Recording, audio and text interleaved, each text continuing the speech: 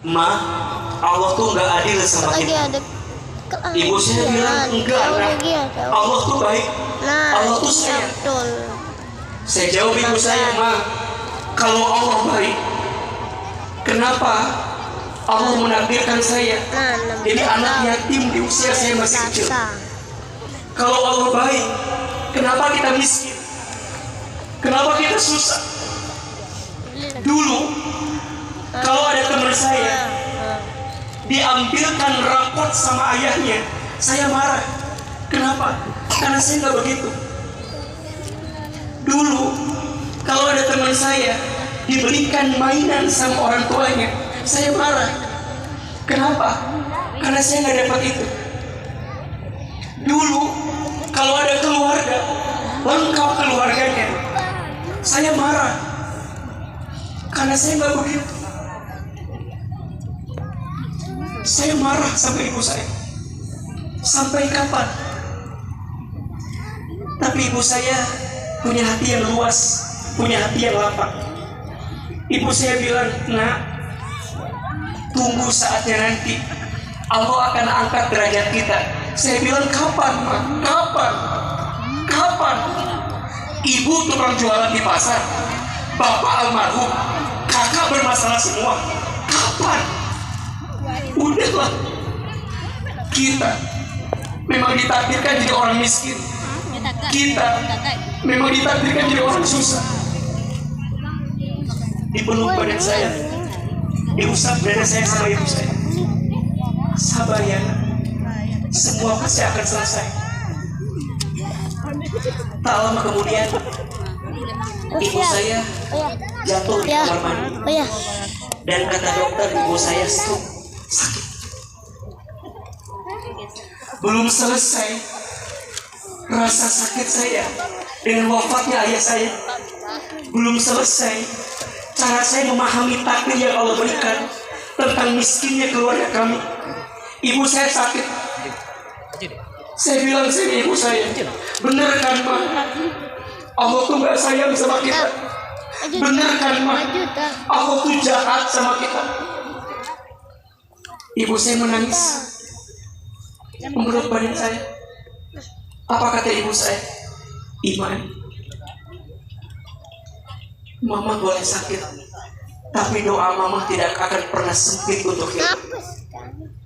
Setelah ini Hilman harus keluar rumah, nanti tinggal di panti asuhan, sambil nanti Hilman belajar di pesantren. Kata ibu saya, yang bisa merubah kehidupan kita ilmu. Allah akan mengangkat derajat orang yang beriman dan berilmu. Yarfa'illahu alladhina amanu minkum walladhina utul ilma darajat. Surat Al-Mujadilah ayat 11. Allah akan mengangkat orang yang beriman dan berilmu beberapa derajat. Kata ibu saya, Mama sakit, doakan Mama. Hilman keluar rumah, tinggal di panti asuhan, nanti ada yang nyekolahin Hilman, masuk di pesantren, belajar yang benar di pesantren, belajar yang baik di pesantren.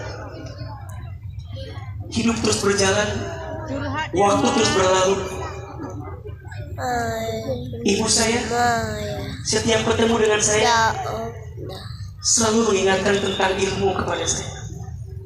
Hilman, jangan pernah jauh dari ilmu, terutama Al-Quran. Karena apapun dan siapapun yang dekat dengan Al-Quran pasti mulia.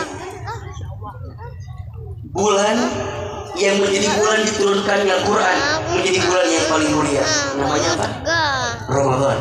Malam yang menjadi malam diturunkannya Al-Quran menjadi malam yang paling mulia. Namanya apa? Lailatul Qadar. Manusia yang diberikan wahyu Al-Quran menjadi manusia yang paling mulia di dunia. Siapa? Nabi Muhammad SAW. Malaikat yang bertugas menyampaikan wahyu Al-Quran menjadi pemimpinnya para malaikat. Malaikat siapa? Jibril alaihissalam. Kota yang menjadi tempat diturunkan Quran jadi kota yang paling mulia di dunia. Apa? Mekah dan Madinah. Kata ibu saya, hanya ilmu yang bisa mengangkat kehidupan kita. Saya keluar rumah, saya tinggal di pesantren.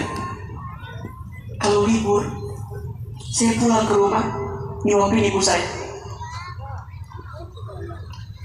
Ibu saya kalau pagi-pagi suka nonton ceramah ustaz-ustaz di televisi. Ibu saya pernah bilang begini, Hilman, iya mah, nanti Hilman ceramah di TV ya, kayak ustaz-ustaz itu.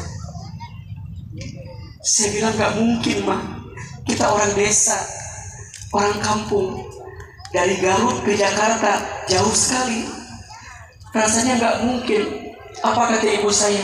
Shh, aminkan saja. Selama ada iman di hatimu dan selama ada ilmu dalam dirimu, aminkan saja. Nanti Hilman ceramah di TV seperti ustaz-ustaz. Ada iklan pakai bahasa Inggris. Kata ibu saya, nanti Hilman belajar pakai bahasa Inggris, maksudnya ke luar negeri. Saya bilang gak mungkin mah, kita orang miskin, orang gak punya. Apa kata ibu saya? Kita boleh miskin, tapi Allah maha kaya. Kita boleh gak punya apa-apa, tapi Allah punya segalanya. Aminkan saja. Selama ada iman di hatimu, ada ilmu dalam dirimu, jangan takut. Pasti Allah dengarkan doa-doa kita. Ibu saya suka baca talbiyah setelah sholat. Labbaik Allahumma labbaik. Saya pernah tanya, Mama, kenapa suka baca talbiyah setelah sholat? Apa kata ibu saya? Iman. Mama tuh ingat sekali berangkat ke Baitullah. Mama doakan ya, Iman bisa berangkat haji dan umrah ke Baitullah. Dulu kata-kata ibu saya sulit saya pahami. Sekarang dengan izin Allah, apa yang pernah terucap oleh ibu saya semuanya menjadi kenyataan. Ibu saya bilang, nanti Hilman ceramah di TV ya.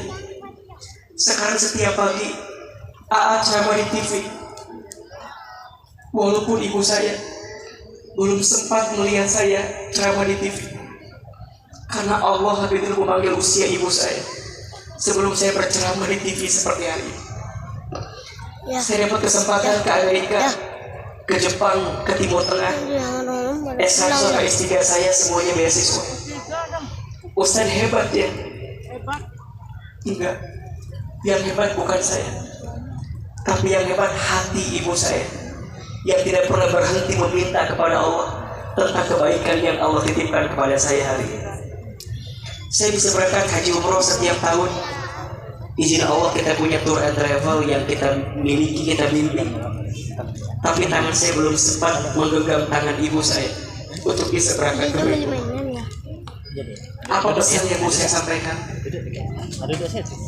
Ilmu itu penting sekali.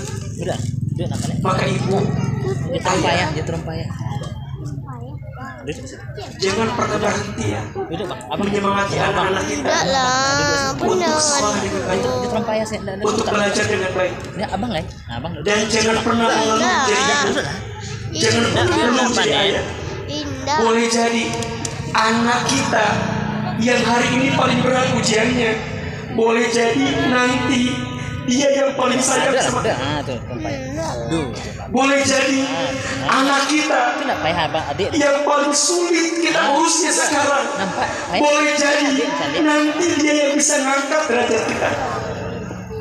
Maka pesan saya, Pak Wali, titip pendidikan anak-anak di Kota Solo.